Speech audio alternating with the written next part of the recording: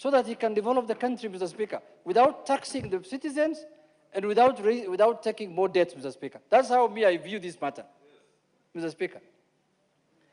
Mr. Speaker, if you want to raise money in the country, you have the only alternatives you have is to tax people more or to borrow more. Because the revenues that you raise locally cannot be enough to do the kind of development that you want to do. So, Mr. Speaker, if Kenyans want this country to develop, this is one of the initiatives that all of us must support, both as leaders and as citizens, Mr. Speaker. Mr. Speaker, Safaricom, Kenyans, when they want to politicize anything, or when oppositionists, the way I used to be, want to politicize something, Mr. Speaker, first you call that thing strategic. I don't know what is strategic about Safaricom. Safaricom is like any other telco, like Telecom, like Airtel. Some countries have even 11, 12 telco companies, Mr. Speaker. It's only here that people don't have money to start a new one. And I suspect maybe in the years to come, the majority leader might start one. Mr. Speaker, there's nothing strategic about it. This is a company like any other company that's owned by the government, Mr. Speaker.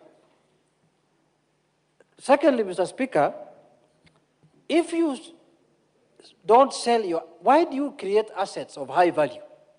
You do it so that later you can leverage on them and make money and get money from them so that you can develop or start another one. So, Mr. Speaker, they're saying now, we are selling our strategic asset, we are selling this. Every item that this, even if today you want to sell a... If you read a book called The Mayor of Casterbridge. Yes, Mr. Speaker. By Thomas Hardy. Yes. He says everything is for sale as long as the price is right. Correct, and he proceeded to auction his wife. And Mr. Speaker, I want to remind you something. In the year 2004, and that mayor proceeded to auction his wife in a party. Mr. Speaker, and I want to remind you something.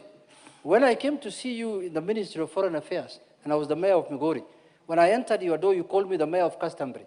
Casterbridge. So, yes, that's what you called me. Yes. So today I can remember why you have called me. I've not auctioned anyone.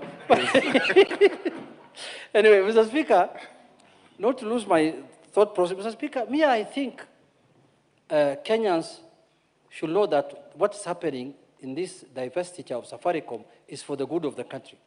Mr. Speaker, you are raising 244 billion shillings in this divestiture. You leverage 10 times. You get 2.5 trillion shillings today so that you invest it in infrastructure. Then waiting for another 15 years to make that kind of money, Mr. Speaker. What common sense? Common sense tells you. And then people are saying that this country, this company is going into the hands of foreign people. Mr. Speaker, so long as you're operating business in Kenya, whether it is foreign-owned or locally owned, the fact of the matter is regulatory authority belongs to the government, Mr. Speaker. So, and regulatory powers are done in this House and given to the executive to exercise.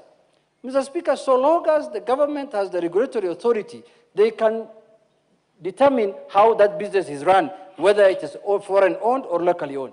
The most important thing for a government is to have the regulatory authority, not to own business. Government has no business of owning any business. They cannot run any business. All government-owned businesses are run down. That is why this Safaricom was sold to foreigners, to Vodafone, was listed in the year 2010 or somewhere. I can't remember the year. In the year 2000 when it was started, then later there was an IPO, which raised only 50 billion. And today we are raising 244 billion shillings. So, Mr. Speaker, all the issues being raised, what is going to happen to the staff? What is going to happen to the agents? Who told you that Safaricom, when the divestiture happened, who told you that Safaricom will not need agents? Who told you that Safaricom will not need staff? Who told you that Safaricom will not still operate the way it's operating? That's a pedestrian. Who told you? Why will the running of the business change just because the ownership has changed?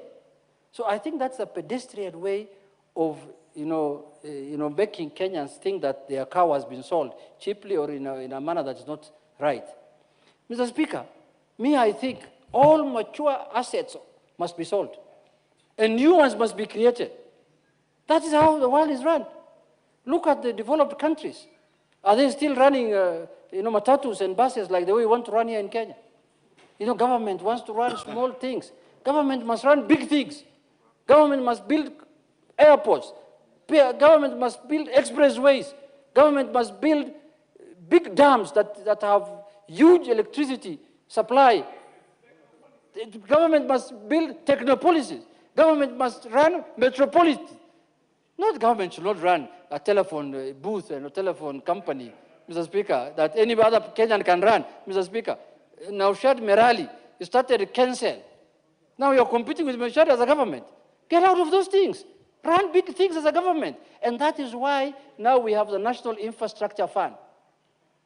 That's why I want to end my argument. Mr. Speaker, look at developed countries that have gone far way ahead of us. They all have the National Infrastructure Fund. That is where we are going. Look at where the country is being taken to. Don't be stuck. Change, I know, is difficult. Don't be stuck there. Don't be stuck in villages like Wamnyoro. Come to cities. Come to cities, Mr. Speaker. Mr. Speaker, the National Infrastructure Fund in the next 5 years is going to transform this country. And I've seen it being politicized. People saying that, oh, this is fund for someone. How is it a fund for someone? We have many funds, including the national government.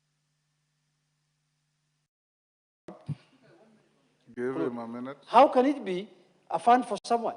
There are millions, there are how many funds that we have created as parliament? Why are they not for someone's fund and this one is someone's fund? This fund is subject to Auditor General's processes, including the Women Fund, and this fund is subject to all regulatory authorities. It's subject to auditing. The control of budget, Mr. Speaker, it does not authorize withdrawals from funds. It is in the Constitution, the way the finance chair has explained to us, Article 206. So, Mr. Speaker, it is either we all board this bus going to Canaan through Singapore, or you remain in Wamnyoro. The choice is yours. Thank you very much, Mr. Speaker. Indulge me. Joseph Munyoro has been crying that he waited for 3 hours yesterday. I'll give him 2 minutes before you take your 7 minutes. Thank you, Mr. Speaker. I was here the whole night with the majority leaders, and I stand ab initio to oppose this divestiture of the Safaricom shares. First is because I think a lot of work has gone into defining the pricing. We've been discussing the price-earning ratios. Ariko is talking about the 5 models. But I think one of the problems that was there is, first of all, is that Treasury sourced KCB to advise on the pricing. And I think a lot of those problems would have been sorted